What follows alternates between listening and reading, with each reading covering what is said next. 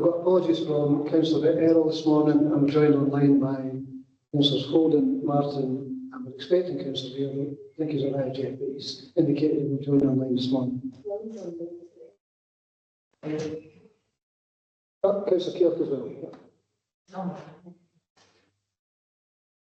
Okay, before we move on to the agenda, we want to do the protocol. All visitors must sign into the visitor book at the entrance to Kilncraig. This includes council staff from other buildings. There's no planned fire evacuation drill or alarm test today. If the alarm is activated, you must exit the building immediately. Council officers will direct you to the nearest fire exit and escort visitors to the building fire assembly point, which is beside the Silver Man at the top of Parliament Walk. Kilncraig staff should report to the floor's assembly point. You should remain at your assembly point until directed to reoccupy the building and only re-enter once the fire marshal is advised that it's safe to do so. Please do not attempt to leave the site by vehicle until it's clear to do so by the fire marshal to ensure vehicle routes are kept clear for emergency vehicles. Please note that this is a public meeting and the members of the public may be in attendance. The meeting will be recorded by the clerk and published online for public viewing. The taking of photographs, including screenshots, audio or video recordings, are not permitted during the meetings unless we express permission of the convener. Can members attending virtually activate their cameras where possible to enable you to join by video, and can all attendees mute their microphones when not speaking? Please do not come in during items unless invited to do so. If members attending virtually wish to speak on any point, please indicate by clicking on the raise your hand button. Members in the chamber should also raise their hand and we'll bring you in at the appropriate time. If members have not been able to access all papers for the meeting, could you please indicate? Okay, we will hear each of the items set out in the agenda, and I'll invite the officer to present the paper, and members will then have the opportunity to ask questions before we proceed to debate and decision. Okay, so the next item on the agenda is any declarations of interest. Do we have any?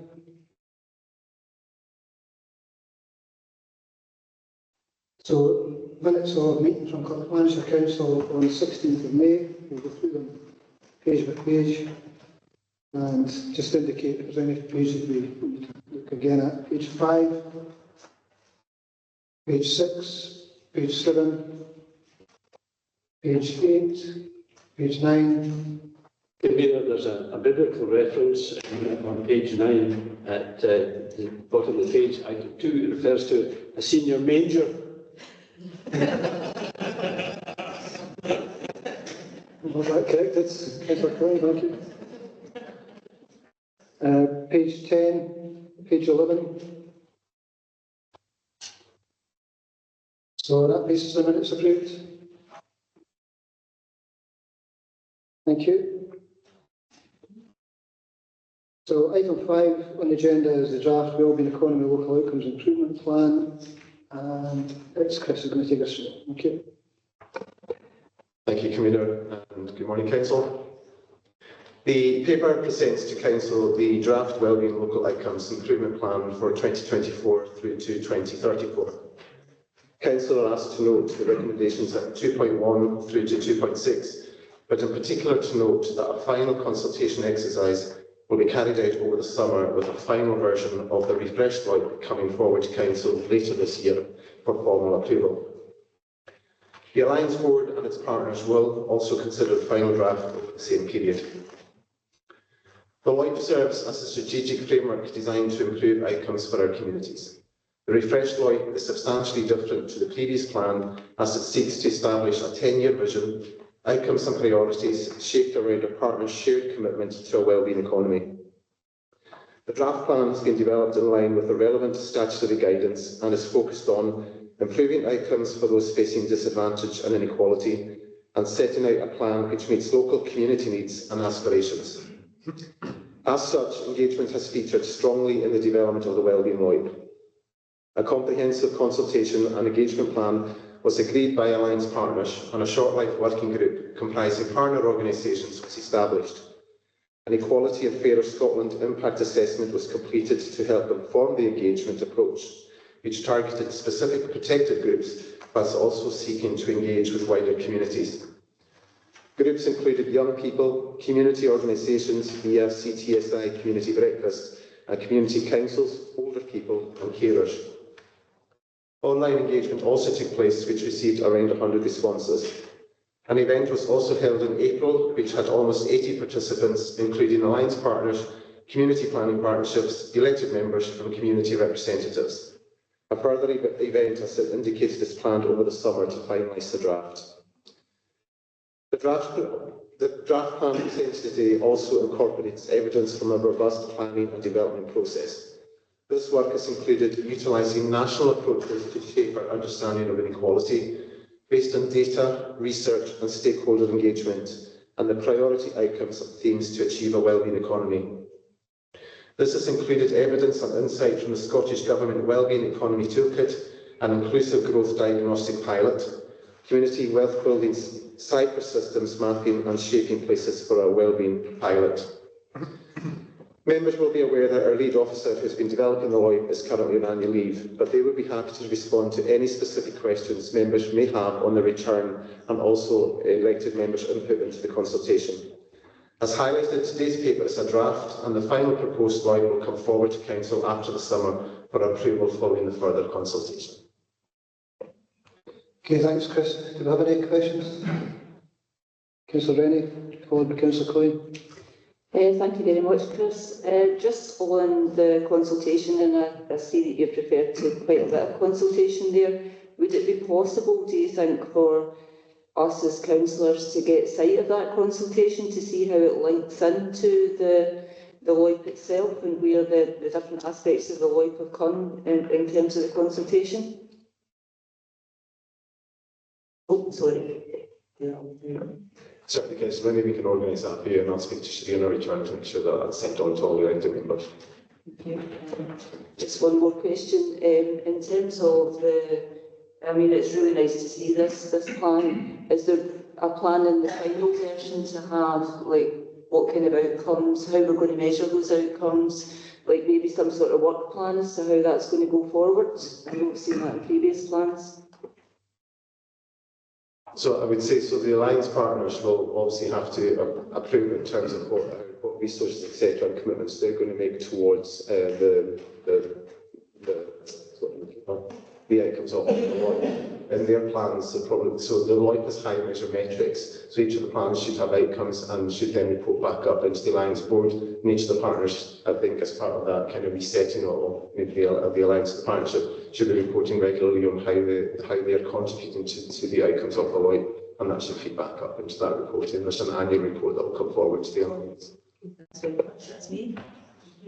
Thank you, Councillor Coyne. Thank you, Convener. Just a couple of wee ones, really. On page 20, it refers to a data deep dive and benchmarking exercise. What kind of data are these that are being looked at?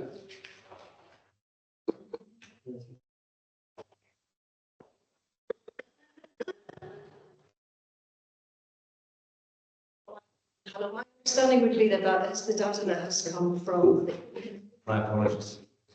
the data that has come from the exercise that was carried out by in partnership with the university, the CIPHER exercise.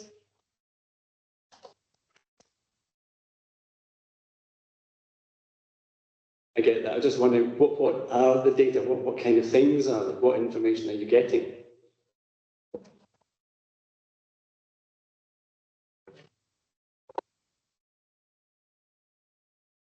Take that, Councillor. It was a wee while ago. The work was with the CIPHER guide. It started off and it started off at a high level, looking for the key influencing factors that would drive outcomes. So what were the key areas of across the partnership we were identifying as material to drive outcomes in Clacks.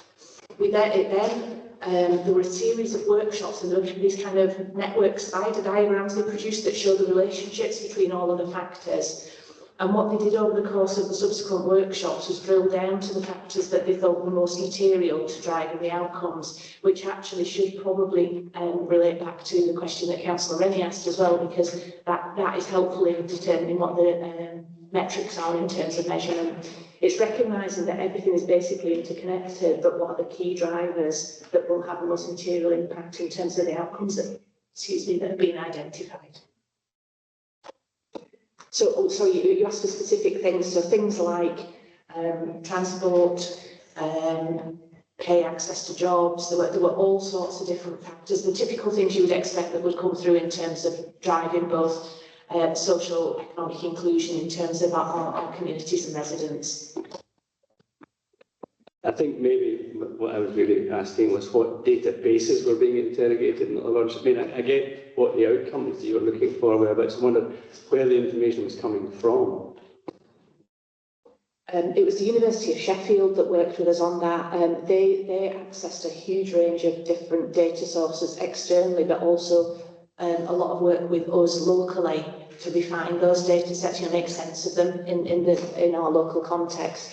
But if we do, as Chris has said, we can provide some of that because there's a lot of output data that came from those series of workshops. There were a number of sort of staging points, so you'll be able to see the outcomes and outputs at each of those stages, and you can see how it goes from a very broad set of data into a much more set of data that's leading to the LOIP. Just by way of explanation, the reason I was asking is that the plan hangs on the data. It's really important that we have confidence in the data, and that's really what I'm trying to get at, the reliability of the databases. Certainly, Councillor, and I would say that probably the exercise that we've gone through this time to produce this new style of LOIP is more extensive in terms of that interrogation of a much broader range of data sources than we probably used previously, and that was with the benefit of being obviously part of the national pilots and working with the University of Sheffield and so on. So there is an absolute wealth of data there that's sitting in the background, but as we say, we can give you access to that so that you can get some assurance from that. That's fine, thanks. If I can ask for one. On page 24 now, left-hand side, it says each partner also has individual plans which are complementary to the LOIP. I'm just wondering, is that deliberate design that they are complementary or just a happy accident? But, again, I get a wee bit concerned about too many folk, too many spoons in the soup, as it were. So there is a statutory requirement for the partners of the community on the Alliance of the Community Partners Plan to identify how they are going to meet the outcomes of the LOIP. So there is a statutory requirement for them to do that. It's not a chance. It is part of what they're required to do.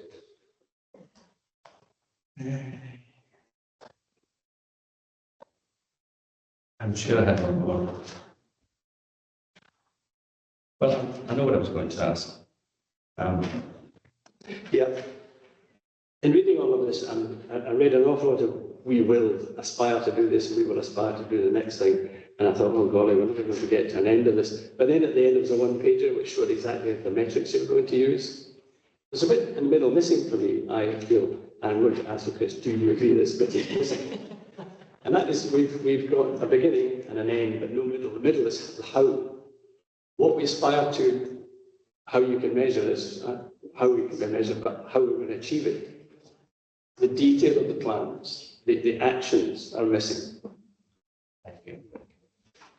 So I think that goes back to the role of the Alliance and the Community Partners in that planning. So their strategic plans and what they're going to do to achieve the outcome. So that middle piece, it will be there. So each of the partners has to agree what their input is going to be into this, and then they will report back. So the LOIP is the overarching document. We will have the outcomes, but the partners have to identify how they're contributing to the delivery of the LOIP, and they will have outcomes and measures and metrics in their plans.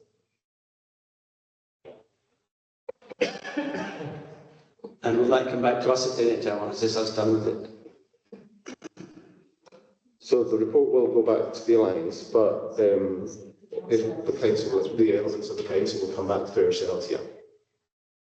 Okay, thanks. Thank you. Councillor McTaggart, to be followed by Councillor Forson. Thanks, Convener. Similar question to Councillor Coyne. How will we be able to monitor the effectiveness and the success of the LOIP? If we're meeting the outcomes, if the partners are working collaboratively to meet the outcomes? Because I think the partnership, community planning partnership, is a crucial element of this. If the partnership are agreeing separately how do we know if the partnership are collaborating well enough to ensure that the outcomes of the LOIP are met? Thank you. Thank you, Councillor. You've just gone right to the heart of a very live conversation. So we've got a development day with the Alliance that's planned later in the summer. One of the things that we're wanting to do is get much more practically into that space that you've just described. So we've got an effective alliance, and we get good attendance from the statutory partners and so on, but we really want to make sure that the resources and priorities are aligned across the partners behind the outcomes that are being set out in the LOIP.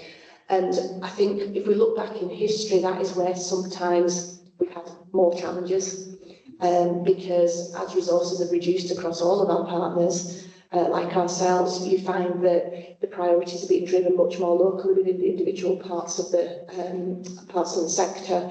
So we want to do a bit of a reset of that through the development day and thereafter. But it's absolutely the right sort of question space to be in just now, because we're very keen with the refresh of the LOIP to be able to get everything aligned at the back of it, resourcing, prioritisation, etc. Thanks. I would add there's also the memorandum of understanding, and the alliance partners have made an agreement that will be reviewed and refreshed once the new LOIP's in place, and I think that addresses the points that the Chief Executive. Thanks, Chris. Okay, thank you, Councillor Forster. Thanks. As the chair of the Alliance, I'm quite keen to press partners to make sure that they do know what they're signing up to and are able to deliver on it. And I think the same has to be said for the council. So can I ask that instead of just sending out data to elected members, that we actually have a little workshop session so that everybody can fully interrogate the data and make sure that the plan that's coming forward does actually kind of meet what we're expecting it to meet to? Absolutely, Councillor Forster, and I'll make sure that that's put into place. Okay, any further questions? Okay, thanks, Chris. So the paper is now to be moved by Councillor Forster. Yeah, I'm happy to move this, not only as leader of the council, but also chair of the Clackmannanshire Alliance. The Alliance is also represented by Councillor Rennie, Councillor Bailey and Councillor Lindsay. And we had quite a full discussion on the draft plan just on Friday there with all Alliance partners. And one of the things, as I've just said, I'm keen to do is that every partner knows its responsibilities and actually is signing up to something that they can deliver and that they are including within their own plans. And that's exactly what we have to do here.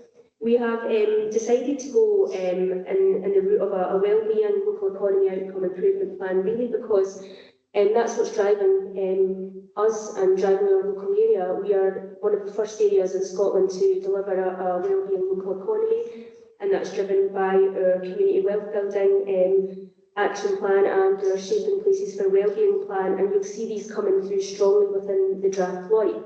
Our partners in health are particularly signed up to this type of arrangement, and other partners are really keen to see us moving forward. I think the draft is good. I think it misses the point in some areas, and I think there's a good opportunity for us to influence that through the further consultation processes over the summer.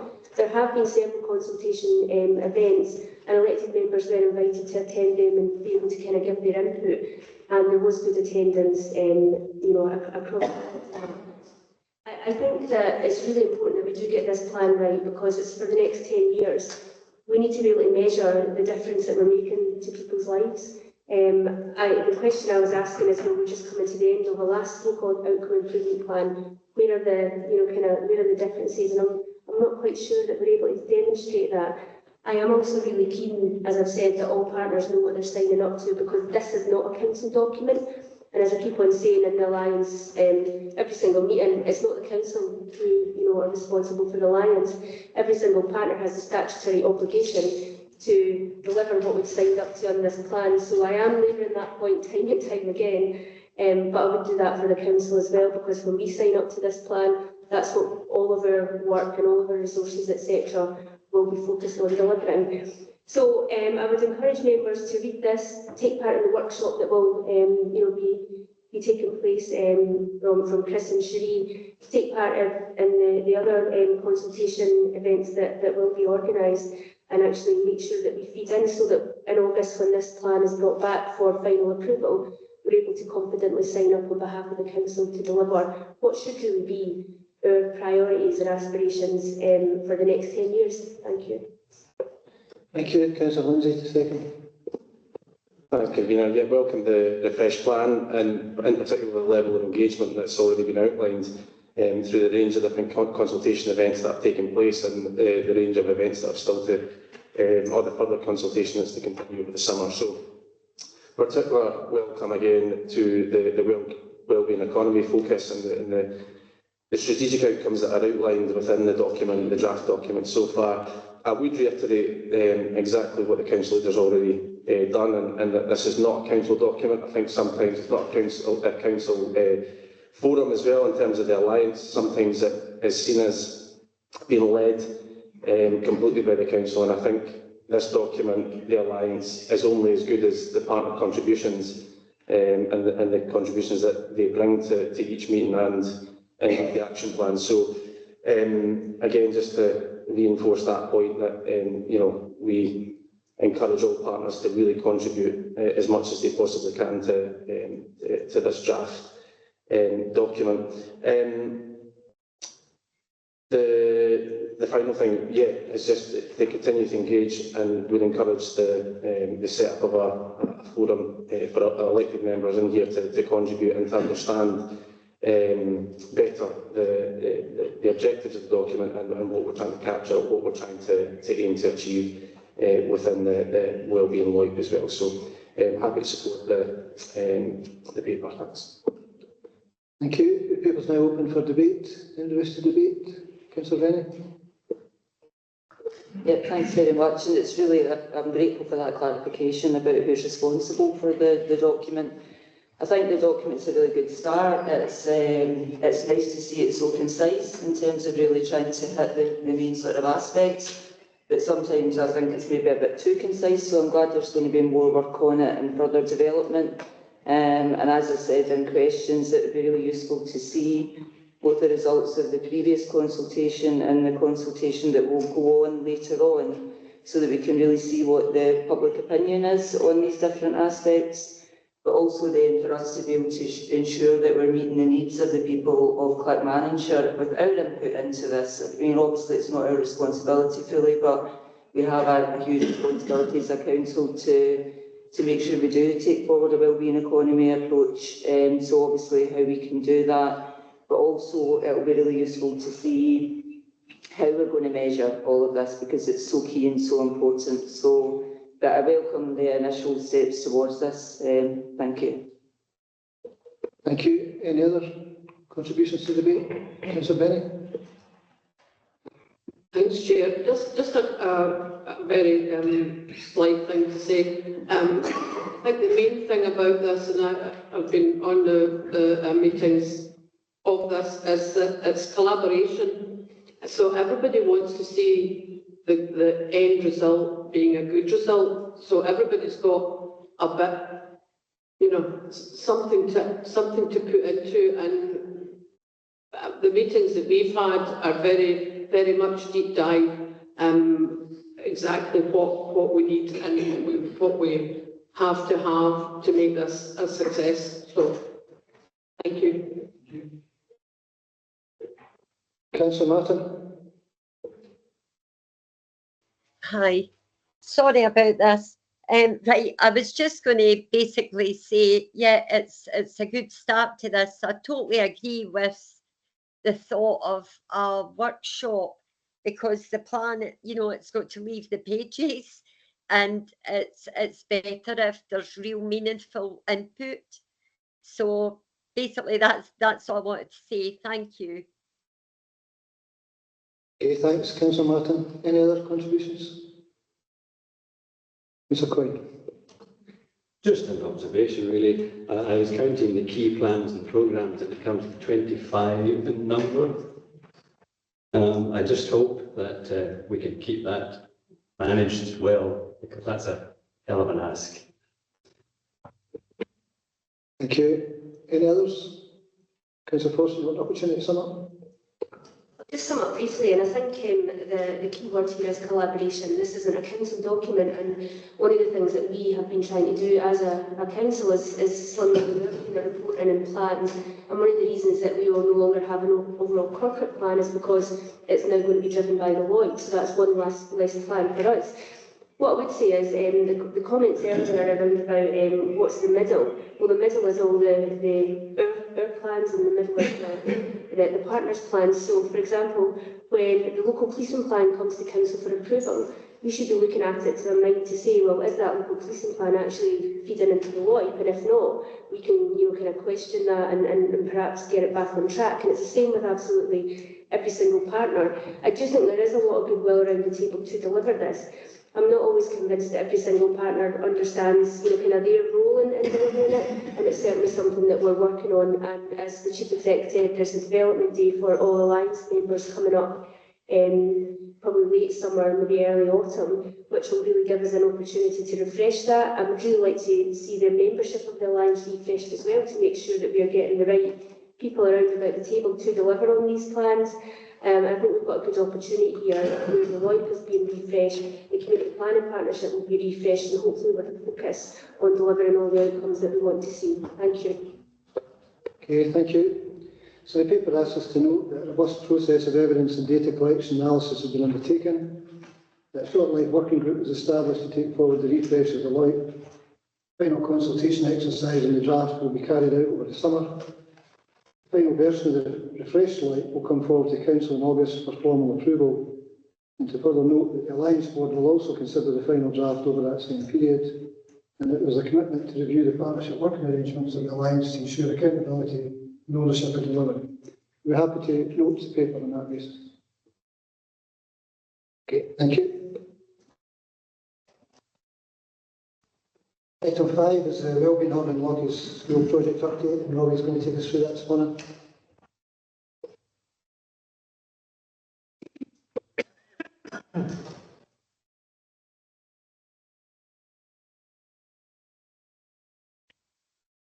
Thanks, Katrina, and good morning, councillors. I'm pleased to present this paper, which provides an update on the Wellbeing Hub and Lockie's School project. The project has reached another significant milestone as we move from Hub Stage 1, REBA Stages 1 and 2, to Hub Stage 2, REBA Stages 3 and 4. To ensure the project remains on track as we move to Hub Stage 2, a detailed outline business case has been developed for the Wellbeing Hub and Lockie's School investment proposal. The outline business case evaluates the benefits, costs and risks, provides justification for the preferred option, and sets out the arrangements for successful delivery of the project. The purpose of the outline business case is to provide Clackmannanshire Council and key stakeholders with the assurance that the proposed investment delivers value for money and enables the Council to make informed decisions regarding the continuing viability of the project. Through the detailed briefing and evaluation work, thorough concept design process and robust market testing, we've been able to ensure the project remains on track to be delivered on time and well within the project's allocated capital budget, while still delivering a fully costed concept design that includes all facilities included in the original optimal facilities mix agreed by Council back in August 2022. This includes multiple pools, game stalls, fitness suites, cafes, social spaces, and of course the state-of-the-art new Lockie's School. Thorough cost estimates have been prepared for the capital funding to determine the affordability of the investment. The predicted development amount between Council and HubCo is sitting at just under 65 million. Demand and financial modelling has also been undertaken for the Wellbeing Hub once operational, with a projected net expenditure of 387,084 in year 1 and 254,028 from year 2. The projected expenditures are already budgeted for and will be met through existing provision within the leisure assets budget. Further detailed modelling will be undertaken to include life cycle and maintenance costs within the scope of the leisure assets budget, with additional income generating opportunities being explored to further reduce the annual cost to the Council in future years.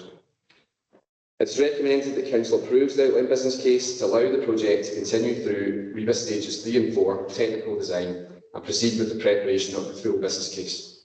The full business case will be the final investment decision at the end of REBA Stage 4 and provide the final recommendation for an affordable project which delivers value for money. Finally, the paper also shares another key milestone, the full planning application been submitted to the Planning Authority with a decision targeted for the Planning Committee meeting at the end of October 2024. I'm joined on line by Andrew Ayres from Thomson Addison, who is our client-side project manager, and Ross McGuire, who is our team leader for the Wellbeing Hub. We're happy to take any questions on the report. Okay, thanks, Robbie. Do we have any questions? Councillor Harrison. Okay, thanks for that. Can you just explain a wee bit more about you said that the funding for the running of the Wellbeing Hub is already provided for. Can you just explain what that is? Thanks, Councillor Harrison. So the funding, when we previously had Wasp Leisure operating the Leisure Bowl on the Council's behalf, we had an operating budget that was allocated to them to deliver that. That operating budget has been maintained within the Council budgets and ring-fenced and put up as a cash saving each year. So that will continue to be kept in the budget right through until we open, and that's where the budget will come to deliver the Wellbeing Hub. Thank you. Councillor Coyne, to be followed by Councillor Quinn. Thank you, Convener. Page 65, Robbie.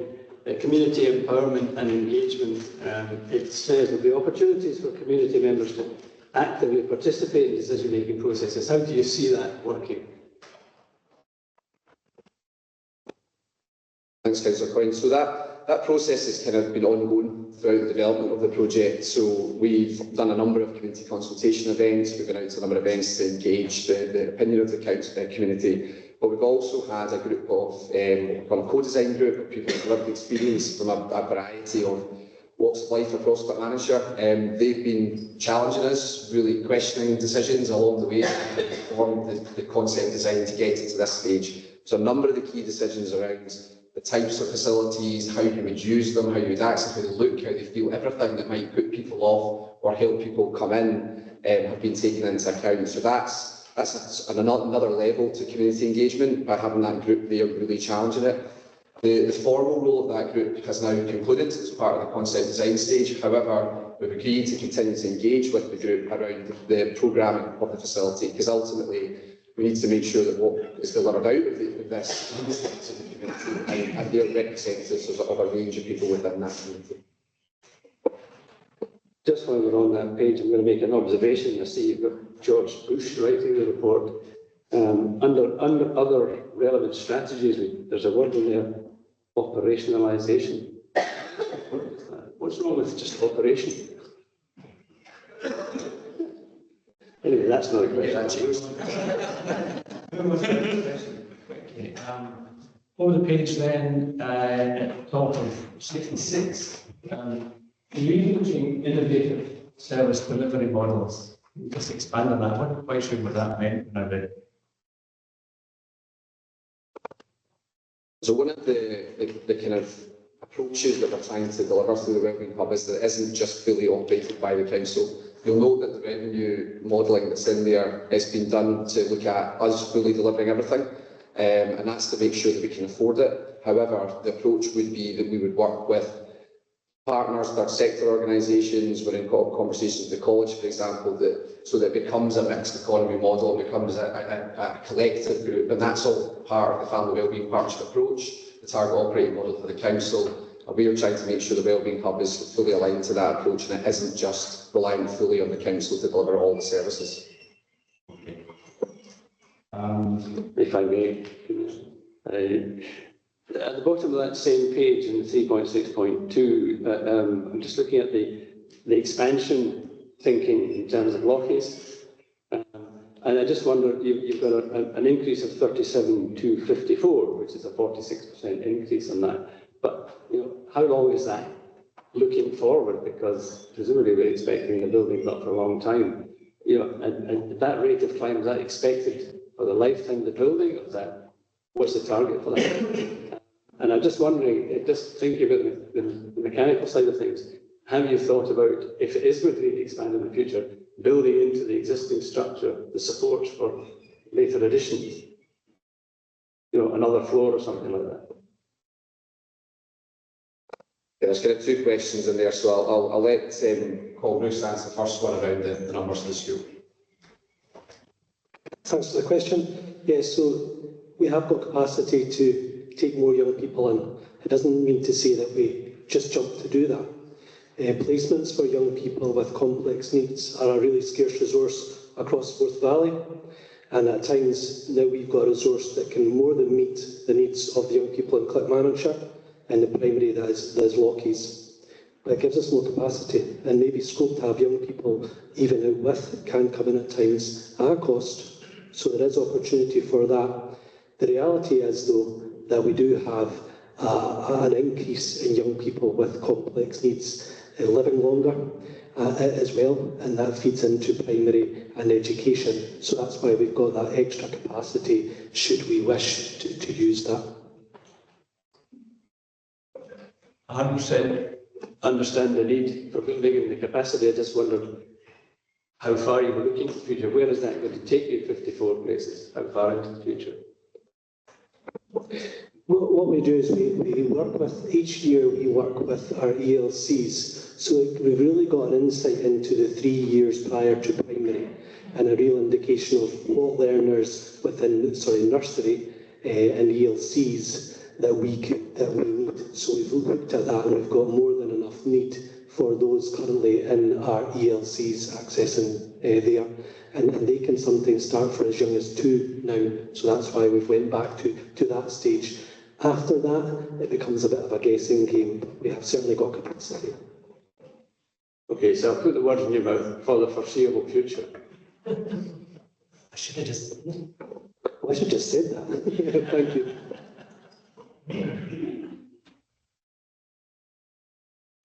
I'll just come in on the second question. So we've obviously built in additional capacity into the school already, as Colin has spoken about there. And that's both in terms of the size of the rooms, the corridors, everything has been increased, because it's not just the number of children, but it's the size of the equipment, the needs of those young people. So the school is based currently on Beadley School, which is the best ASN school in Scotland. We're actually at level ahead of that in terms of some of the decisions we've made. We've taken some learning from what they've done. So there is a capacity in the current design for it also to be restructured to be able to afford more young people in there. We would never expand up the way in the school because of the needs of the young people. So it will always be a single story. But it is a large site and there is opportunities there in the future. If we needed to, we could expand. It would be difficult, to be honest, but we could do it, and it has been allowed to make that happen. I'll proceed to Councillor Quinton. Okay. Councillor Quinn. Aye, I was going to ask a question similar to Councillor Harrison. So, what is the difference then between the expected cost here and what we're setting aside just now? So, is it bigger or lesser? So we currently have a budget put aside of 500,000. That was the budget allocated to Lost Leisure. You'll see from the modelling that we're coming in underneath that.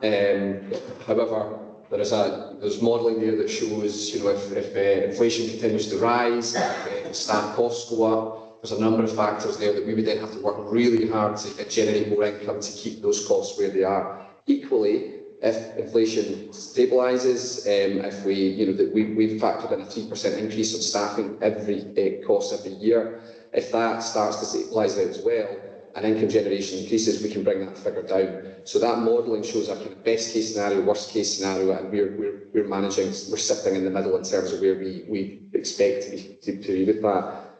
In terms of those costs, one thing we will look to add in, you may be aware a number of local authorities don't build in life cycle costs to their revenue modelling. We're looking at that in a lot of detail, and we're looking to build that into the costs as well. So when we come back with the final business case, we will cost it out, the life cycle costs within the revenue modelling, because it's really important that we're building a state-of-the-art facility, that we can afford to maintain it and keep it at a state-of-the-art level for years to come as well, because those costs will impact the council as well, not just the running of the facility. Excellent, thanks. So right now we're kind of the case we've kind of got here is coming in under, but you can see from the graph, like very small changes can have a big impact, one positive and negative on that as well. That's good. So I'm wondering though, what's not included in this? Is there potentially other costs that are not included in this? I'm thinking perhaps, are we going to have to subsidise transport? Things like that. Is there other things that you know might be kind of, I don't know, kind of side costs that kind of relate to it, but that aren't maybe included in this that might kind of factor into things later on? Thanks, Councillor Quinn. I think it's a really good question. We haven't, that's not included at the moment, but I think it's one that we have continued to talk about a lot. It's been raised in council a lot, it's been raised a lot in the consultation. As you can see with the best case scenario modelling there, that's something we possibly could afford to do. It's certainly something I think we would like to do in terms of getting out to those communities and people that would struggle to access this. This is at the core of this design and the core of this development is an accessible facility, so we need to make sure it is accessible, and we need to look at different ways to ensure that people that get there through their own transport or public transport or other routes, that there are ways to do that at low cost or no cost. Right, just one more quick follow-up to that. And so, is that something that is going to be looked at some point, or that can be looked at? Because obviously that's, I guess, it's quite an important point. We've heard it a lot here from a lot of councillors. Kind of a big kind of factor in the location is obviously the transport. We need the transport to be right. So is that going to be looked at some point, or is that going to be worked in somewhere in the near future? Yeah, it's certainly been looked at. There is a wider transport strategy being looked at within the council that would get built into that transport strategy. I think we need to make sure the Wellbeing Hub doesn't sit in isolation to some of the wider challenges that we have across the county. So, but certainly we will make sure that as a project team we play our part in contributing to that strategy. We raise some of the issues that have been picked up through the consultation and have been picked up through the co-design group. But it's certainly something that we are happy to support and will support through this project. So, thank you. Okay, thank you. Councillor Coyne, do you want to come back? Thank you, Convener. On 72, Robbie, 3.10.16, the project achieves Passive House classification, classic certification. Is that scalable? Presumably, if it is, then there are stages, each one being more expensive than the previous kind of thing. So can you still claim Passive House classic certification or A certification if you don't go all the way? Is there a middle ground? Yeah, there is. There's Passive House standards. We looked at a few different options at the start of this, and what came back when we did the analysis on this was that if we downgrade to Passive House standards, the reality is you lose that quality control throughout the construction phase, and it's often the quality control that makes the difference of how airtight the building is, how the types of materials that are used, the quality of the finishes, the walls, the windows, everything. And all of that has a significant contribution to the energy efficiency of the building. So we took a decision, a council took a decision to go for Passive House certification. That is the highest standard. There are other standards out there, living building standard, for example, which FIDA was looking at for a while. I don't think they're going to achieve that now either, because it's virtually impossible in Scotland's climate, unless you're building a tiny little box. But for a building of this complexity and size, Passive House certification will really challenge us, will force the contractors, subcontractors to a really, really high degree of quality control and finish. Every single piece of the material that comes on site has to be checked. Every screw that goes into the wall has to get a picture taken and uploaded to the Passive House Institute to be checked. So it's as much about quality control and ensuring this building is built to the highest possible standards and will last a long time as it is about the Passive House certification. Passive House certification just ensures that happens. And you'll note from the revenue modelling as well, we've played it safe and got about 50% energy reduction. We were down at St Sidwell's Point, Exeter, which is currently the only Passive House certified leisure facility in the UK, and they're now 2 years in and they're modelling around 70% energy reduction. So we are playing it safe because this is Scotland, climate's slightly different, but the technology is moving on all the time, the materials are moving on all the time, there's more choice, so the costs are coming down as well on that, which is through the supply chain. So it's absolutely been the right decision on a number of fronts, and we wouldn't want to downgrade to Passive House standards because we would lose that quality control. So you're confident then that the law of diminishing returns won't apply in this case? We won't allow it. Good answer.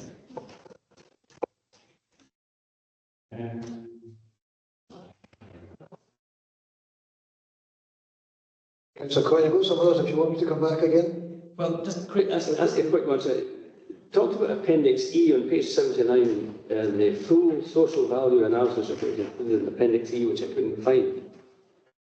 Where is Appendix E? So the appendices to the appendices, so the appendices for the outline business case have all now been uploaded. The file sizes were huge, so we couldn't add them into the council papers, but they've been uploaded onto the council site, and I think there was an email that got circulated with that link, so they are all available there. So I think came out very recently. Yeah. Thank you. Okay, thank you. Councillor Rennie, to be followed by Councillor Vaughan. I noticed in the document it said that in the cost of running the hub on an ongoing basis that the capital interest payments weren't included in that. And I just wondered if they will be. And I was really pleased to see the sensitivity analysis. I think that's really helpful. But obviously that would also involve if capital costs went really high in terms of like the interest side of it. And I wondered if there's going to be a point where interest will be factored in. And I was particularly thinking as we start doing capital spend on the projects and interest starts to kick in, is that, and I'm sure it probably is, but is that included in our current budgets, and will that be reviewed? So there might be one Lindsay wants to come in on. However, in terms of the capital budget allocated to the project, you'll know that we've got 77.5 million. We're currently closed in at 65 million. There's a significant amount of wriggle room in that for interest, any issues that come out over the capital development. The overall capital borrowing is something that potentially Lindsay would have to answer.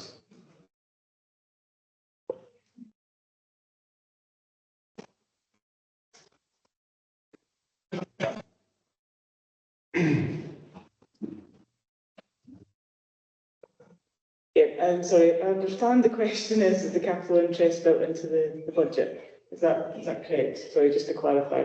Yeah, so it's the interest charge to the budget just now. So as capital is spent, is that built into the budgets just now? And when we get to the side of actually operating the hub, will the interest on the capital be included in that annual cost? Okay, so when we've done the capital budget, we've included the spend for the wellbeing hub as part of the capital, which also includes the interest charges and forecasts of that. But we only do a revenue budget for about 5 years, so the whole extent of that hasn't been built in because we don't go beyond the 5 years. But the intention is on an annual basis we'll still be building in any capital repayments and interest costs into the budget. So when we're looking at the life cycle of the costs, we'll be including that to show that as well. Okay. Thank you. Councillor Vaughan. Just in regards to what you're talking about, quality control and testing the building once it's been built, I take it we will be doing kind of a maximum test, so like the swim hall, that it won't just be 4 or 5 people bobbing about. You know, there is space for people to kind of sit and view it. That it'll take that into account in regards to like the heat and the kind of air conditioning and whatnot of the building.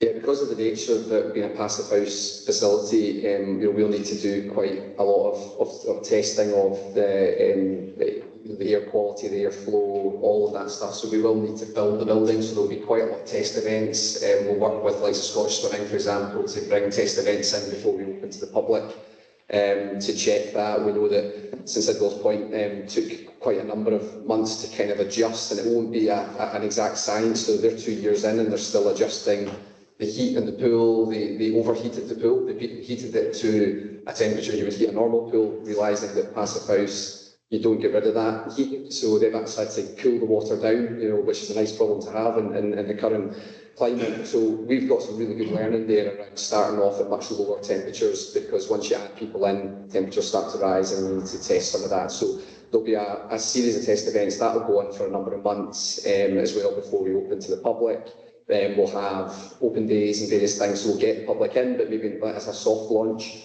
And again, they'll be part of the testing. But the passive house certification process will go on quite a bit beyond the opening. So we probably won't get certification for a number of months afterwards, because they have to test it as a living building, as a working building, rather than just when it's been completed in construction.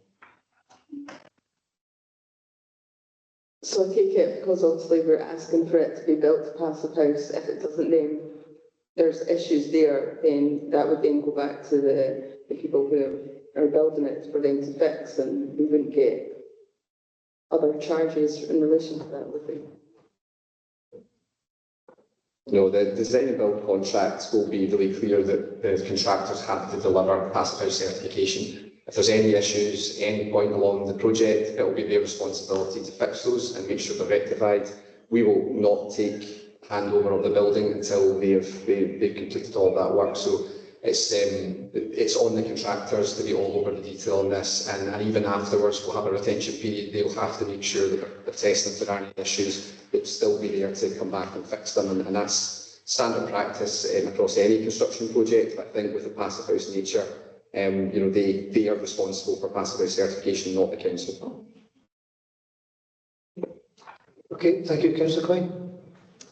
Thank you. On 88, 6.5.2, talking about the Scottish Government funding for Lochies, saying it's provided on a 50-50 basis, like-for-like school government funding, in the form of revenue funding over a 25-year period. Can you expand on how that works? What's it calculated on? 50% of what? Is it the operational cost? Is it the building cost? And is it being drip fed over a number of years, over 25 years? I see Michael's online, so he might want to come in on he was responsible for the leaps bit. Thank you, Councillor Coyne. It's based on 50% of the capital costs, but then that's delivered as a revenue stream, which will come in at various points over the 25 years. Because, for example, it's dependent on outcomes that we have to achieve, and some of the outcomes we cannot demonstrate until we're through the project a number of years. So, for example, one of the outcomes is the energy performance of the building, and we need to have 2 years' worth of data to prove that we're meeting our energy targets for the Scottish Government to get that form of funding. But other parts of the funding will come in as soon as the project is open. I hope that helps. It's a particularly complex formula. Yeah, thanks. So basically, it is capital funding then that we're getting back. No, it's revenue funding. It's based on a capital amount of equivalent of 50% of the capital cost of the project, but it is paid as a revenue stream over 25 years. You don't recognise it as capital receipts, but right? Yeah, that's right. No, we'll clarifies that one. Sorry. One more. Well, pages 97 and 98 will be the tasks. Thanks, Fiona. First of all, I'd like to borrow your time machine, if I may, because I noticed that in Reader Stage 4, planning consent has been granted. I thought this was coming to council to be granted. I mean, there's an assumption in here that planning consent will be given. Now, that's a decision that's yet to be taken. So the question I ask, somewhat mischievously, is what's plan B if it's not granted? So the table you're referring to is a timeline looking ahead. It's obviously not happened yet, so we haven't got that plan application, but that's showing the timeline through to the end of the project. I've got our planning application now in. It's in with the planning authority. We are aiming for October. If planning is not agreed, we would have to understand the reason why it's not, and go back and relook at the project and relook at what we have to change to meet the planning requirements. There's been detailed conversations throughout the process with our planning team. They've been involved in the early stages. We have a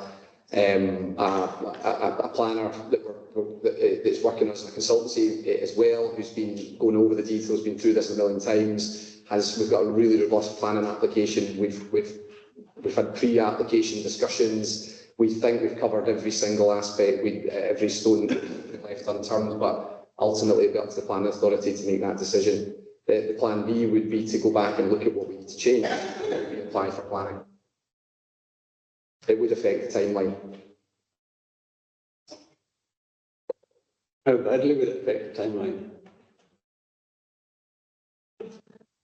It very much depends on what it fails on, or what reason is given for them for not meeting, because it might be given, planning approval might be given with some caveats, in which case it wouldn't affect the timeline particularly. If it's not granted at all, then we'd have to regroup and understand what the reasons for that is and what the issues are, and it could have a significant impact on the timeline. Okay, thanks. Okay, thank you. Councillor McCluskey. Thanks. Can I just cycle back to Passive House for a second? And I've asked you this question before, but it was a while ago, so you may have some more information on it. My understanding with building to Passive House is it makes the building more energy efficient, therefore reduces the energy costs. But in building to that standard, it increases the actual build cost. So my question is, do we know yet, or do we have an idea as to how far into the future we actually recover the uplift build cost of Passive House and actually start seeing the energy cost savings?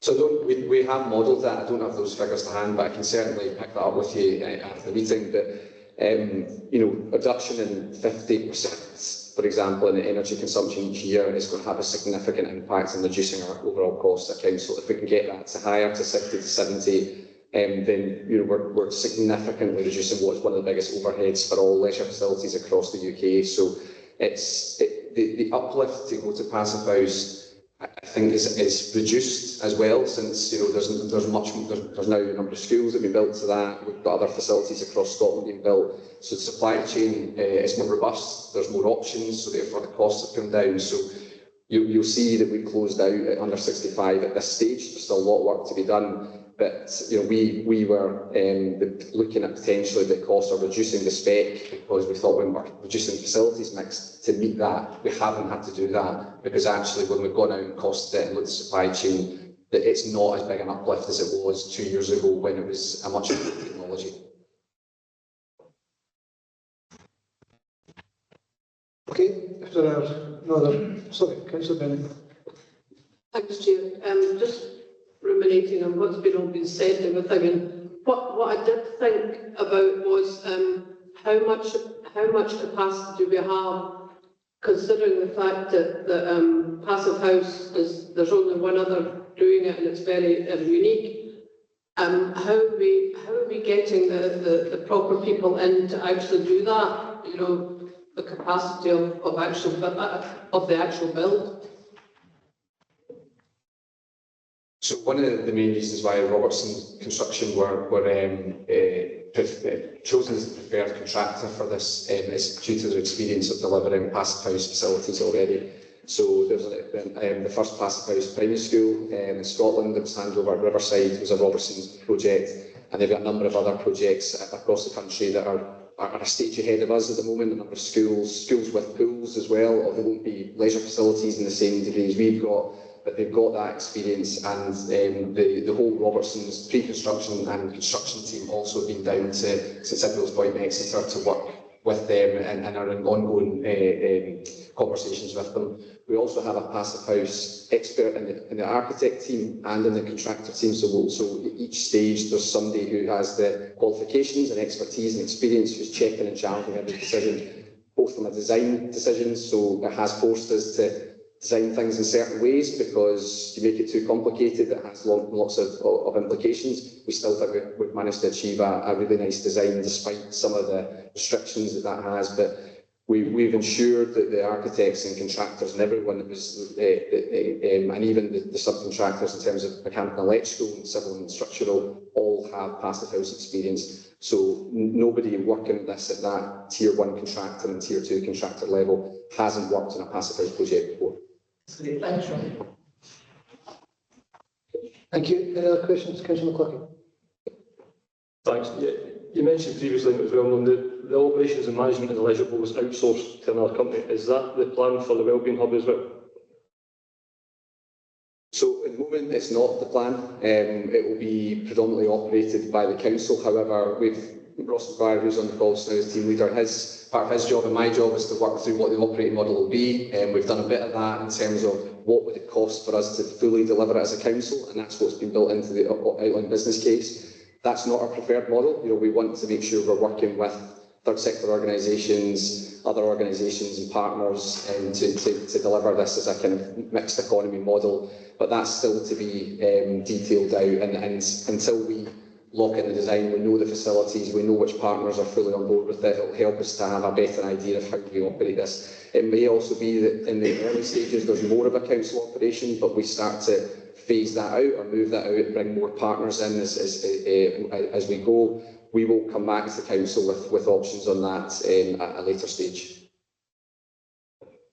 Yeah, that's fine. So what I was going to ask is, in terms of the table on page 85, annual income and expenditure projections, if anything did change in terms of the council operation or third sector, that would then impact on the figures on there.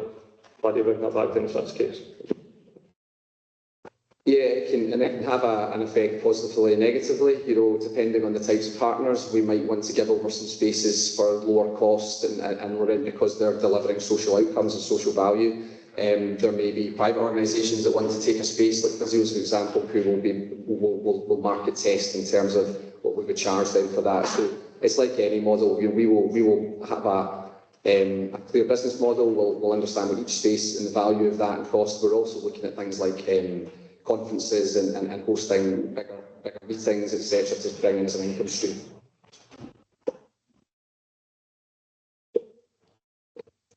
Okay, do you have any other questions? Okay, Robbie, thanks very much for that. Councillor Harrison to move the paper. Thanks, Serena. I'll probably make this short. The outline business case has now been developed for the project, which provides a justification for our agreed preferred option of the optimal facilities mix at the Pavilion site. Now that we've got to the end of REBA Stage 2 concept design, which has taken 2 years of hard work, engagement, planning, etc., the next stage is to move forward to the full business case. Cost estimates have come within the estimated capital budget figures, and modelling is also taking place, which shows that the operating costs can be met within existing budgets. Excuse me. As has been said previously regarding the Wellbeing Hub and Lockheed's development, this is a massively ambitious project for Clackmannanshire. It will deliver a sustainable wellbeing hub that is needed for the area, but it also delivers a much needed state-of-the-art facility for our young learners with the most complex needs. The two are interconnected by a building, but will also be interconnected by a sense of community that will be built up by them being together. When we first started on the road to building the Wellbeing Hub, we as a council voted to provide the optimal mix of facilities built within the Pavilion site to the west of Alloa. Approving this outline business case will allow us to take the project a step further to completion onto REBA Stage 3 and 4 with a full business case to follow. So I'm happy. Thank you. Councillor Lindsay to second. Thanks, Kevin. Yeah, just to follow on a number of points and maybe to draw out another couple is seconding is this is obviously one of the most significant milestones that we've come across with the Lockheed and Wellbeing Hub project. Obviously, we've got many milestones to overcome, including planning, but it's a significant step. And for me, the aspiration when this was all being discussed and set out and being involved in that was for it to be the most inclusive building,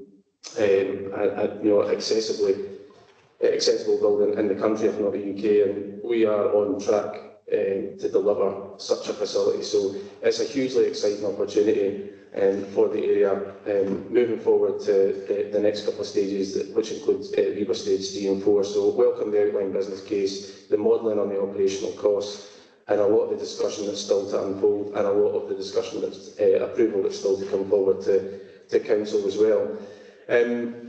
A couple of things just to pick up on that have been perhaps drawn out during what I thought was a really good question and answer session there. And if it doesn't give you confidence and assurance in terms of the answers provided by Robbie there and the work that's going on from the team behind the scenes, then I'm not sure what will, because fully supportive of the work that's going on, the trips that are taking place to understand and learn from other facilities, not least down in Exeter, and a like-for-like type facility, although ours will be even better. But the location's been mentioned as well, and I think just to draw out a couple of things, it's important that this location is key to both projects. We're calling it one project, but ultimately we know there's two facilities within this. And Scott, Councillor Harrison's point is absolutely critical in that the interconnection between the two.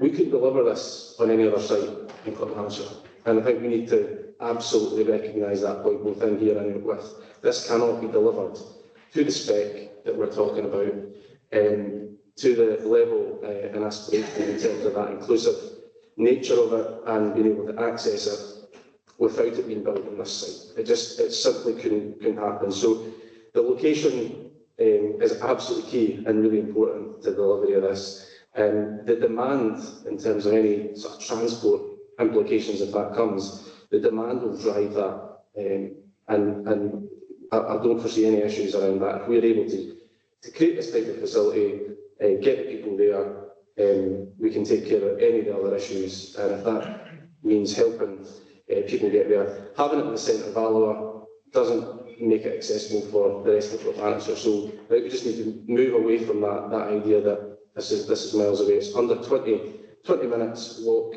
and really accessible facility, but it's essential that this site, that we deliver this particular facility on this site for those reasons outlined. So welcome the report, welcome the huge amount of detail now behind it. We're always asking for detail. I don't think you can get any more detail than is now being laid on the table. So thanks to Robbie and the team for all the work that's going on, the continued work to make this, as I say, the most inclusive facility in the country. So, second. Okay, thank you. The paper's now open for debate. Is anybody wish to debate? Councillor Coyne. Thank you, Kevin. Yep, despite my prophet of doom Plan B comments, I think it's an extremely well researched and presented and calculated report. Very good. I have really nothing more to say than that I think it's an excellent paper and we should support it. Thank you. Any other debate contributions? Oh, sorry, Councillor Rain. Yeah, just to echo really what Councillor Coyne said in terms of obviously it's a really scary prospect to spend this amount of money over a period of time, and I was doing a wee quick calculation on my phone on the interest and I was like, ouch. So obviously really quite concerned about that with some of the things that we're facing as a council, but realise the importance of this project for the community. And I think, it's really a pat on the back to the council to put something in for the community when we're dealing with such challenging financial times. So yeah, again, reading through the paper, for somebody that's not really experienced in this area, I found it easy to understand and follow, and I'm happy to approve the paper. Okay, thank you. Any other contributions? Councillor Harrison, do you want an opportunity to sum up? No. Okay, so the paper is recommending that Council approve outline business case to allow the project to continue through REBA stages 3 and 4, which is the technical design, and proceed with the preparation of the full business case. It's also asking Council to note the key programme updates, including Hub Stage 1, REBA Stage 2, submission and the submission of the full planning application, which is outlined in paragraphs 313 to 316. Are you happy to approve the paper? No. Okay.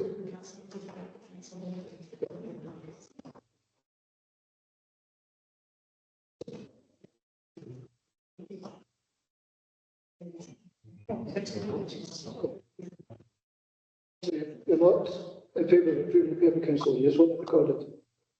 Yes. Thank you. So the paper's approved. I think that's probably the shortest council agenda that I've seen in my time. However, they're probably two really important and significant papers, and they're probably quite fitting that that's the papers that we're going off into the summer recess with. So I think that was reflected in the contributions right across the chamber on both of those papers. Thank you very much for your contributions and enjoy yourselves.